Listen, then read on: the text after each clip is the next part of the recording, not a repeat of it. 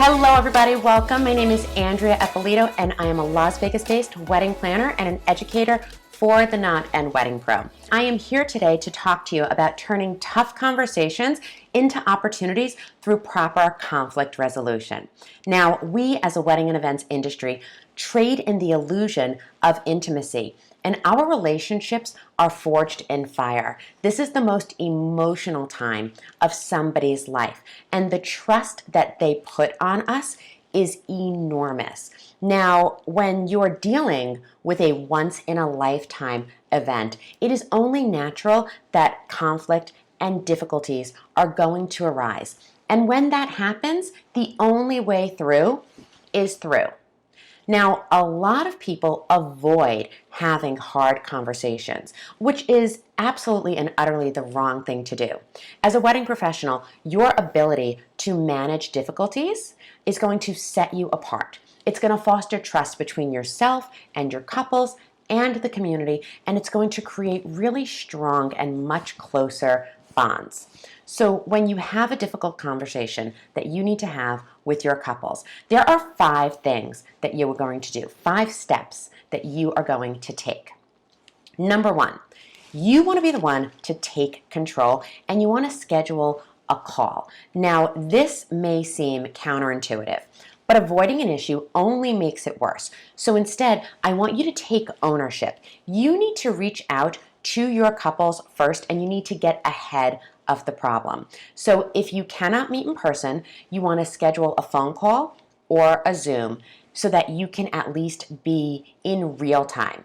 Now, communicating in real time is vital. Emails, text messages are great for confirming details, and they're great for reviewing what you've just discussed. But when you have conflict resolution, it is important that you have an emotional connection. You need to be able to feel each other's energy, and you need to be able to communicate in a way that puts people at ease. It's plain and simple. It's just too easy to misunderstand an email. And so communicating, whether in person or on the phone, is vital to going through a difficult situation. Now, once you have them and you're connected, you really want to work on creating a sense of empathy and vulnerability. Now, empathy is making sure that they understand that you're with them, and vulnerability puts you in a position to really gain back, believe it or not, control. Because ultimately, people don't care how much you know until they know how much you care. Simon T. Bailey says that. It's something that always kind of sticks with me and that I always keep in the back of my head. And so how is it that you can let people know that you care about them and also be vulnerable without losing traction and without losing control of the situation? Well, the first thing is you need to be in it with your clients. Remember that this is a difficult situation for everyone involved, and you need to verbalize that. You need to acknowledge that you don't enjoy being in this place, and let your clients know that you're there with them. Be vulnerable and honest and tell them that you're struggling with this situation too. This is going to level the emotional playing field, and that's what gives you a greater sense of control. Letting people know that you care about them and that you're in it with them, that's what allows you to move to the next step and say, this is where we are. And that's actually the phrase that I use to start every difficult conversation that I have. Whether it is with a client or whether it's with a pro, I always turn around and say, this is difficult. You don't like hearing it. I don't like saying it, but this is where we are. And that is the springboard that takes you in to the next section of your conversation. Now, when things are emotionally charged, it's very easy to lose yourself, to forget something, or to feel kind of like jumbled and scrambled, which is why prior preparation prevents poor performance. Now, what does that mean in conflict resolution? The first thing is you need to make notes to take note. So I want you for yourself to write out a synopsis of the issue at hand. You want to literally write down what it is that you need to communicate with your couple. Make sure that it is very clear and that it's very easy to understand.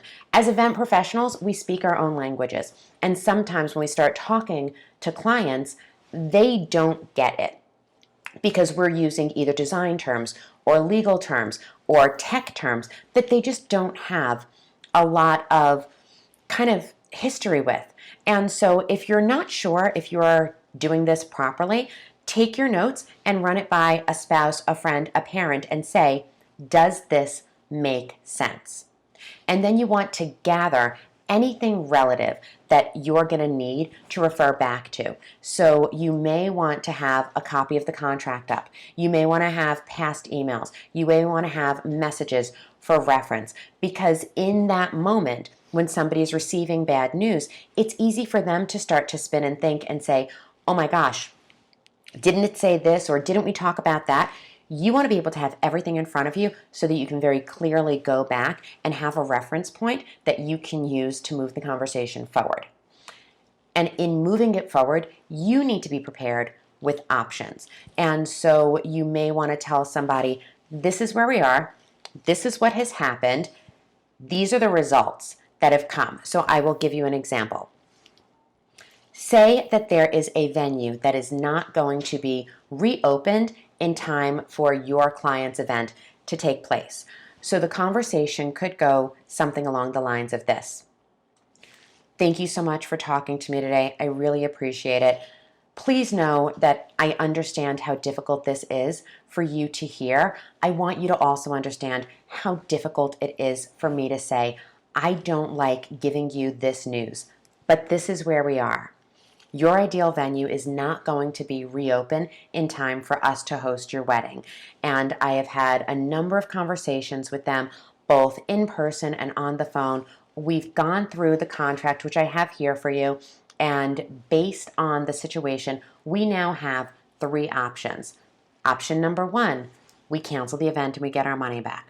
Option number 2, we work with one of their sister properties so you can still have your wedding on the date that you initially selected. Or option number 3, we rehome your event and we select a date in the future. They currently have these dates available. By doing this, you've established emotion, you've fostered trust, you've let them know that you've already handled and addressed the problem, you've showed them that you've done the research and that you have a reference point, and you've created options so that they don't feel like they're stuck. So once you present this, you need to understand your clients are going to have a bunch of questions. Even though you've just given them all the information, they're going to want to go back and go over it again. So make sure that you take notes on their questions, that you answer everything to the best of your ability, and then you want to give them time to process. Tell them that you're going to wrap up the call or the meeting and that you're going to hold space and allow the information to land. It is a lot that these couples have to take in. And so as soon as they hear it, they need to regroup. So just allow that. You want to pause, you want to listen, and you want to learn. Even if your couple in their head was prepared for the difficult news, you have to understand that it still isn't real until they hear it from you. And they may express any number of emotions. They can be angry, they can be fearful, they can have just a deep, pervasive sadness. You need to remember that this is not personal, and it certainly isn't an indictment of you. You really have to remain calm. Let your clients go through everything that they need to go through. And note how your client feels. Take very specific notes on what their hopes are for the future. Now, sometimes they say things that you and I know can't happen. Well, that really doesn't work. I really want to get married on that day at that venue. I understand, but this is where we are. That's simply not possible. And so here are the options we have. But that doesn't make sense. That's what I want. I know. That's what I wanted for you too. That's what the venue wanted. Unfortunately, there's nothing we can do. This is where we are. Repeat everything back that your client says to you because they need to know that they've been heard. They also need to hear it for themselves in somebody else's voice. So listening Repeating and taking notes is really going to help you go to the next space. And that next space may not be that day, but you still need to have resolution for the future. So you need to find a pathway forward. Not all difficult calls, not all difficult circumstances can be resolved in one phone call or one meeting. But you never want to end a conversation without having some sort of a plan. So at the very end, after you've presented everything, after you've listened and you've heard them and you really understand what it is they want, you want to say, okay, before we finish this call, I really want to review everything. These are the things that we have. These are the things that we know today. These are our options moving forward. I understand that this is what you want. This is your ideal. Let's take 48 hours. You want to give them a set time frame. 48 hours for you to go back and really think about it. And I'm also going to go and do some digging. I'm going to have some additional conversations. Let's set a new date and time to follow up and make a decision now. Once you do that, this is what you have done. You've started by taking control. You've established trust and emotional intimacy by being vulnerable. You've laid everything out in a clear and very concise way so that your client fully understands. You've presented them with options. You've held space so that they can process it and take it in, and you've given them a pathway forward. Plus, you've set a time frame so that the conflict has to come to resolution within a certain period of time. You've set a new date and time to follow up and to make a decision, because this way you can move through the process and go to the next step. Remember, to be successful in general, our clients are required to manage one primary relationship with each other, maybe with a planner.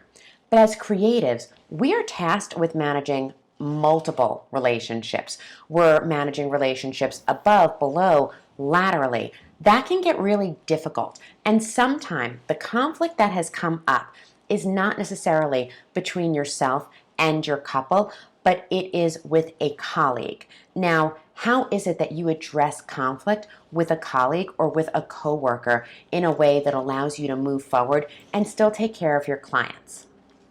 This really is conflict resolution 101. So the first thing that you need to do is you need to be really introspective. Ask yourself what it is that you've done to add to the conflict. It's important that you recognize and understand that even in the most egregious of circumstances, even when you truly believe that the other person has done something wrong, you as a professional need to stand in your space and you need to take ownership for something. So that's number one. Take a look at yourself and consider, how have I contributed to the issue at hand? Step number two is you need to address these issues immediately and again, in person. Set up a lunch or a meeting in a very neutral location that you're not connected to and that's not connected to any past relationship or friendship that you want to have. So if you potentially go to lunch or dinner with a friend who's also a vendor or who's also a coworker and you have a favorite spot and you go there all the time, don't go there. It will be too comfortable for the two of you. Select a new space that's neutral so that you can really focus on each other and that it feels clean. You want to be polite but firm. When you're outlining issues, you want to be as clear as possible with the people that you work with. They need to understand what has created this feeling and this sense of conflict. So be rational, be straightforward, do not be emotional, because this is about work. It's not about an emotional situation when it comes to pros. And so you want to focus on you don't want to focus on your feelings like, I was really mad because. Instead, you want to focus of the impact that says, late arrivals cause this issue. So the difference is you're not making this personal and you're not making it about feelings, but you're making it about the impact that the conflict has on the work. And then you want to allow the person that you are talking to respond. Once you've outlined whatever issue it is that you have with a colleague or coworker, you just want to be quiet and you want to let the other person take time to process and to respond to what you've said. Don't interrupt, give them the floor. And even if it's not a surprise, they need to kind of verbally work through what it is that they're thinking and that they're feeling. Regardless of what they say, regardless of how personal it may feel, you always want to go back to this is the issue and this is the conflict and the problem that it causes, so that you can really work to find a resolution together. This is not about you. It's really not even about the business. Ultimately, everything that we do is about our clients. It's about our couples. People don't like to be sold. They don't like to be told what to do, but they love to buy. People don't buy things, they buy feelings. And so when you're looking for a resolution with a coworker or with a vendor or with a colleague, remember, nobody likes to be told, nobody likes to be sold, but if you can bring them in to understanding and feeling like this is best for the client, that's going to help you get to a resolution so much sooner.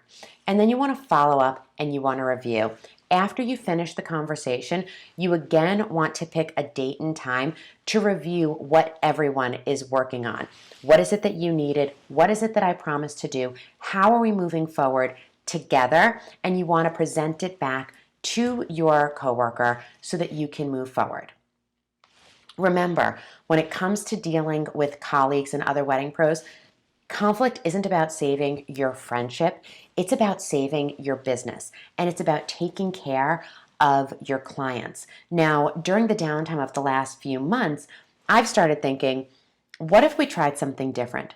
What if instead of dealing with things as they came up, what if we tried to do deep work in advance? What if we asked hard questions and we made decisions based on a different set of standards? And so I want to share with you something that I've been working on, which has allowed me to avoid conflict before it happens and create a really great environment for the people that I work with and the people that I work for. So the first thing I've been doing is vetting vendors in a really deep and meaningful way. So do the work and ask hard questions in advance before you create partnerships with other teams. Now, our desire to be liked by other people in our community can never supersede our responsibility to do good work, because ultimately everything goes back to the client. So you have to accept that as your work changes, as the industry changes, so must your partnerships. And so right now, we have a responsibility to fully understand the businesses that we are engaging with. So take the time to really get to know the other businesses that you are working with and vet vendors that are new and upcoming that perhaps you can bring into the fold. Number 2, on a go-forward basis, it is going to be so important that you set expectations for everyone. Only after you have determined if a vendor is really going to be a good partner, you then want to go in and you want to outline the internal standards of conduct and production that you require. You want to share these clearly with your vendors and then ask, is this something that works for you? Do you have any input? Really what you're trying to do is align the business that you have, the expectations that your clients have, and make sure that you're partnering with like-minded producers, and you're going to review this after every single event to make sure that everything is on point. Now, public information is power. The more information that you have and share, the better your work is going to be. Information allows your entire team and all of the partners that work the opportunity to anticipate issues, to develop and create new experiences for the guests. So I always like to note how each team moved towards a successful outcome. I respect what every business brings to the table, and I encourage people to do their best work. And so I share information about my clients, about load-in, about the budget, about what we're going to be doing, and about the design with everybody. Even if you may feel like, okay, maybe the wedding planner doesn't need to know that I'm planning on bringing this light kit, or the venue probably doesn't care whether or not the videographer is going to be moving in this direction. Don't worry about it. Give everybody as much information as possible, because knowledge is power and is going to give people the chance to really go in and work at their optimum level. After the event, when everyone has done their very best, you want to do a self-evaluation. Self-evaluation is so important because it goes back to conflict resolution. Everything starts with you. And so immediately after a major event, I take myself through my own Q&A. And I am brutally honest about where I enjoyed a massive success with an event and where I failed. I write up an evaluation of me, and then I post it publicly in a Google Drive that all of my vendors and all of my partners can go back and review. And I think it's important because I'm again being vulnerable. I'm saying this is where I did a great job and this is where I failed you. And in that moment, when you are willing to lay bare, you give people permission and you create a safe space for them to go in and do a peer-to-peer review.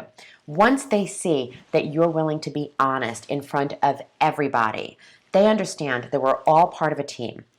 This reinforces the idea that our cumulative success is reliant on each other, and we all need to know and understand how our actions impact each other.